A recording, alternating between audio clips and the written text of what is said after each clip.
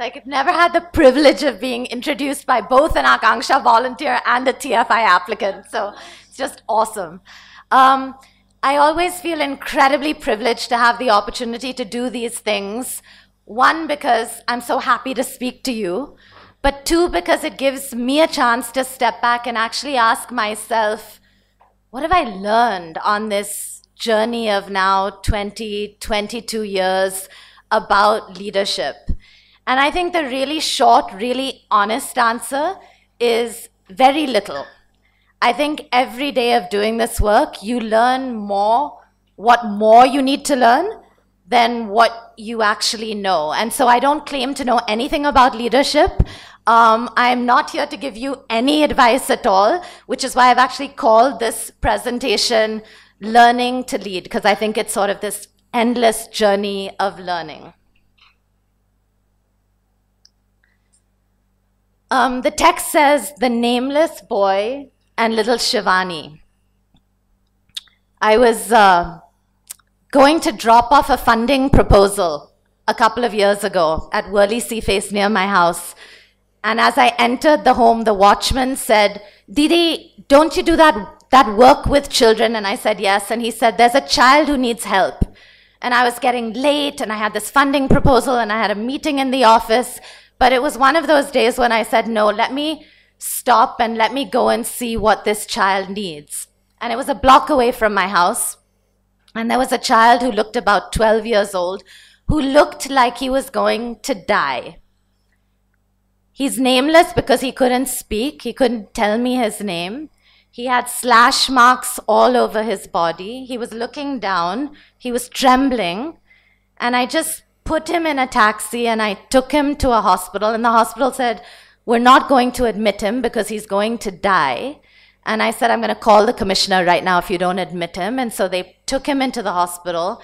And he asked someone, you know, he sort of indicated that he wanted to go to the bathroom, went into the bathroom, collapsed in the bathroom in the middle of messing himself up. The people in the hospital refused to clean him. I went into the bathroom, I started cleaning him, and then they sort of cleaned him up, put him in a bed, and half an hour later, he died. I was thinking about why I do the work that I do, and I think it's because it makes me so angry that we live in a country where some children have so few opportunities. And then there's Shivani. Shivani was a 3-year-old child, a child of a commercial sex worker who got rescued by an NGO. When she came in and the raid happened in the brothel, she was so nervous about what would happen to her child that she hid her 3-year-old child in a water tank. Luckily, when she came back, she got rescued, went to this NGO. For 2 days, 3 days, they found that she was just so troubled. This woman just couldn't do anything. And finally, they found out that it was because her child was left in this water tank. And they went, rescued the child, brought the child to this home. And I met this little girl, Shivani, in this NGO. And she just, you never would have known that she wasn't the happiest, most well-adjusted child, but she was HIV positive. And so again, why do you do what you do? I wanted to start with my first sort of learning and message. Whatever you want to do, know why you do what you do. Nobody can ever take that away from you.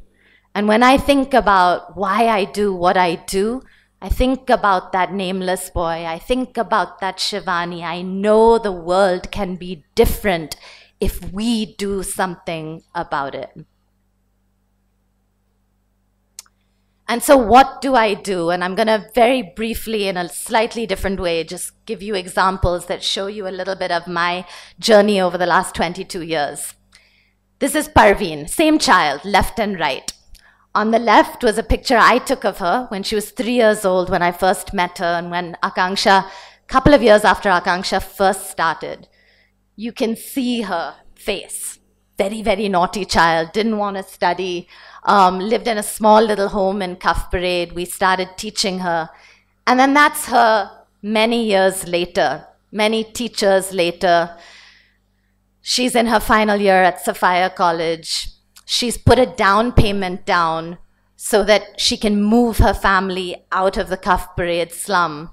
She's from a very conservative Muslim family. She found a boy 3 years ago and she told her mom, I'm not marrying him for 3 years until I can stand on my own feet.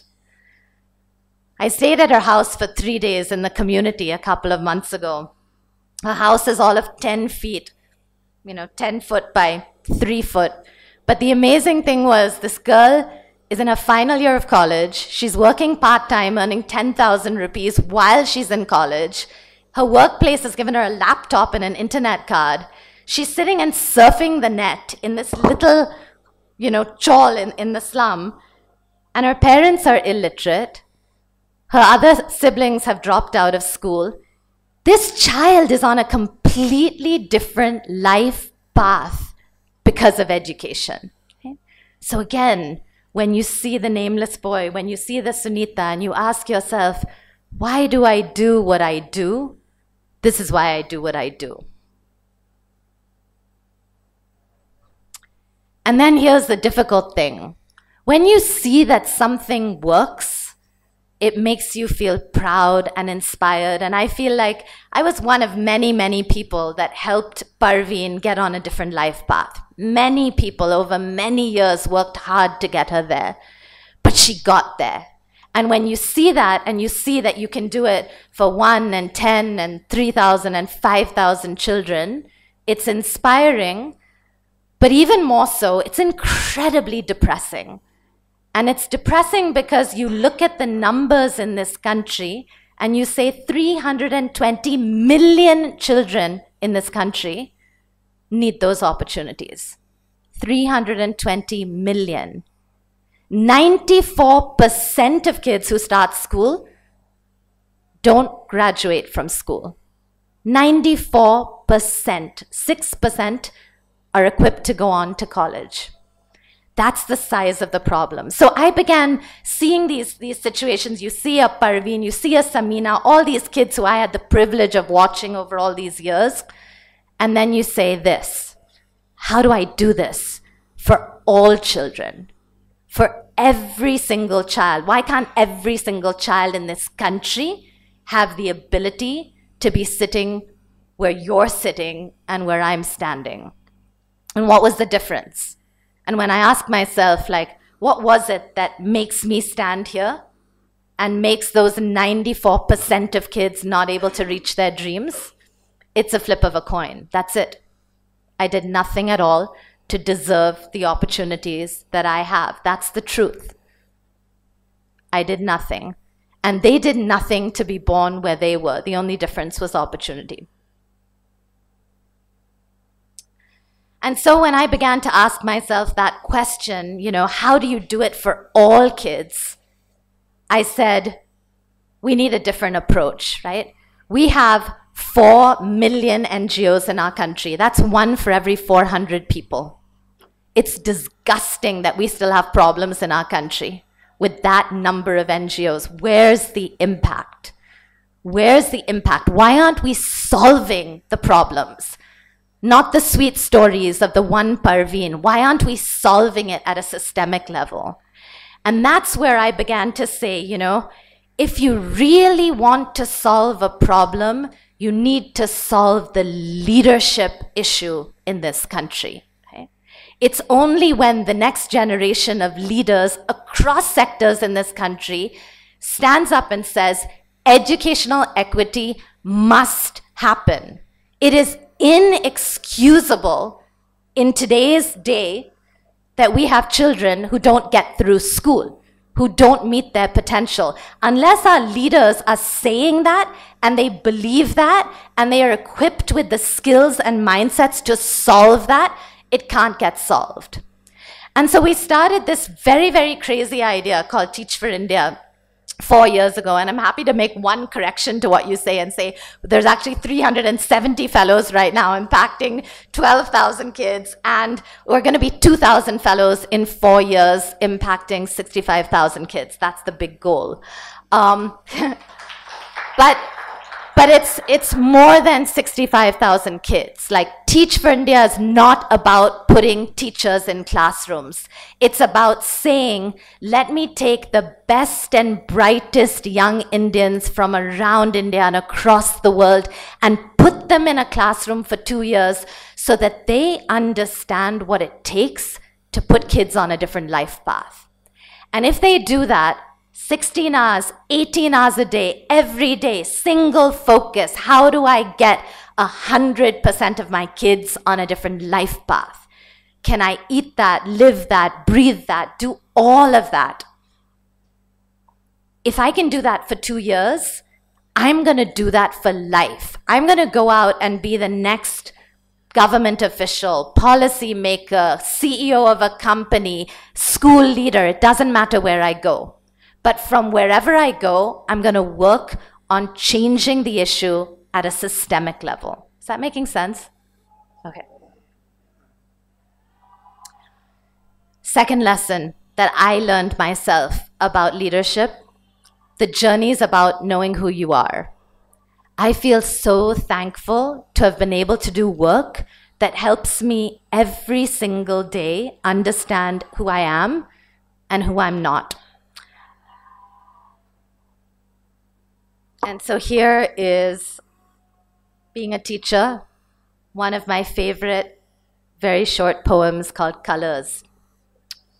My skin is kind of sort of brownish, pinkish, yellowish, white.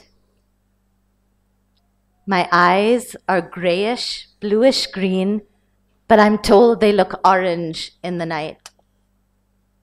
My hair is reddish, blondish brown, but it's silver when it's wet. And all the colors I am inside have not been invented yet. For me, a large part of what I've done and what I've learned is about this, right? How do you discover the colors that you are, the colors that you're not over time? Third thing I've learned, believe that people can be not average, not good, but incredible. Okay? One example, one of our '09 fellows, Tarun, worked with Hindustan Lever for 3 years, decided that wasn't for him, came and joined our Pune fellowship, was put into a classroom. Hopefully you'll see his classroom. That's his classroom. When he got his classroom, tiny little classroom, tin roof, he walked in and he said, "This is ridiculous. I don't want my kids to study in this kind of environment. I want my kids to be able to apply to and get into Harvard University." And so he called his class the Happy Harvard class. And the first thing he did was he raised the money, went out, and transformed his classroom. And the incredible thing isn't just that it looks beautiful now and the kids want to come and they're invested in learning, but he painted his entire investment plan on his walls. The number of books he wanted his kids to read, what he wanted his kids to achieve in math. It was called the Happy Harvard class. After 1 year, he said, "I want to understand even more. I'm going to live in the community with my kids." Got out of his apartment, moved into the community with his kids, spent 2 years truly understanding. He made close to 3.5 years worth of gains in the time that he was at Teach for India, bridging the gap, putting his kids on a different life path. Today, he's at Harvard. Got a Fulbright scholarship into Harvard's Kennedy School, and his dream is to come back and change the way young Indians think about and enter politics. And he wants to change the way the landscape is for children through that. Incredible, incredible person. Believe that people can be incredible. 2 more. Do little things. There was talk about how small this world is when you get into this work. This is a story from my greatest mentor who lives in Ahmedabad at the Gandhi Ashram, an organization called Manav Sadhana. His name is Jayesh Bhai. So every year we used to take Akanksha kids to Ahmedabad, and there's an ashram and you have to enter the ashram. When you enter, you have to remove your shoes. So kids being kids, they took off their shoes, threw them all over the place, and entered. And Jayesh Bhai didn't say anything to us, didn't say anything to the kids. He just took the shoes and arranged them in a line. And then in the afternoon, the kids came out, and again the kids had to enter, and again the kids threw their shoes everywhere. And again, Jayesh Bhai, not a word, not a dirty look, nothing, just on his own, arranged them in a line. The next morning, again the kids came, but this time, the kids took off their shoes, and they arranged them in a line. He didn't tell anyone what to do. He didn't make anybody feel small. He did that little thing. For me, it was a big thing. It taught me that maybe that's what it means when we talk about, the wonderful quote that you talked about around being the change. What do we mean by being the change? And is it really about changing the whole world? Or is it about the little things? How nice am I to the person next to me? When something goes wrong, am I accommodating? How do I talk to the person who can't speak back to me in the same way? What are those little things that we can do? Nobody needs to tell us. We have 100 opportunities every minute to be nice. Are we nice? And finally, this is my last story, and it's about giving. They always tell you as a teacher, don't have a favorite child. This is my favorite ever child. His name was Latif. And here you see him. He was the star of our last Akanksha musical. Latif came into Akanksha when he was 12. He was an absolute star. He was an absolute star. Really good looking, great at sports, beautiful voice, used to act, star of all of our musicals. Everybody loved Latif. He was one of those kids where he'd walk into the room and he'd just make people happy just by being there. And then I was traveling to Pune, and I reached Pune, and as I got to Pune, I got a phone call to say Latif is very, very sick. He's in the ICU, and I got really nervous, and I turned my car around, drove back to Bombay. By the time I reached Bombay, Latif had passed away, very, very suddenly. And the next day, I was in his home, again in Cuff Parade, small little home. He lived with his grandfather. His dream had been, he had no father, to get his 75-year-old grandfather to stop working. And 6 months before that, this kid was in college. He was working at Cafe Coffee Day. He was earning enough so that his grandfather could stop working. And his grandfather told me, Didi, the night before he died, he was very, very sick. And I told him, Latif, you're very sick. This isn't normal. You're very sick.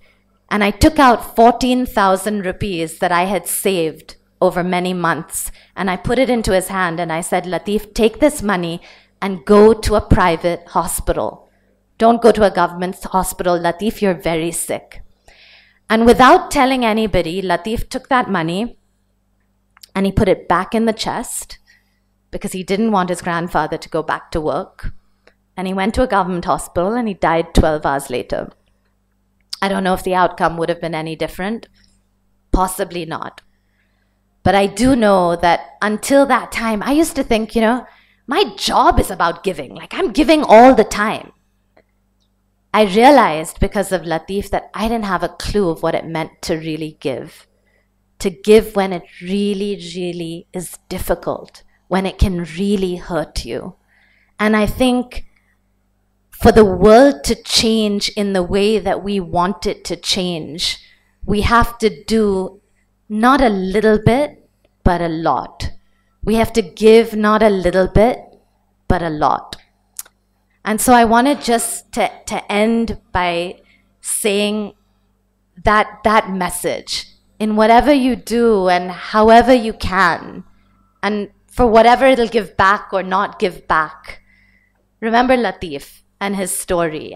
I always say this story, one, because I just want to keep him alive because he's so special to me, but two, because he did teach me the greatest lesson ever, that there's always more that we can do and there's always more that we can give.